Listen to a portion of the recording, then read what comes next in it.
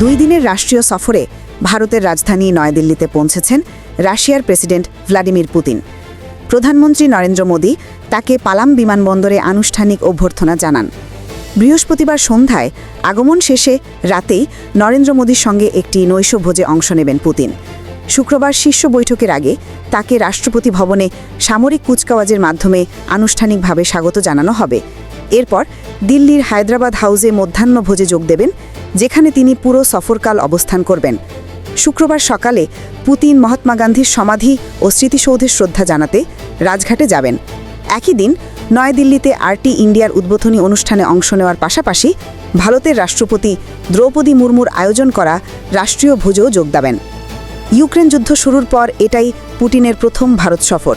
এই সফরকে ঘিরে স্বাস্থ্য, বাণিজ্যসহ বিভিন্ন খাতে উল্লেখযোগ্য কয়েকটি দ্বিপাক্ষীয় চুক্তি হওয়ার আশা প্রকাশ করেছে দুই দেশই।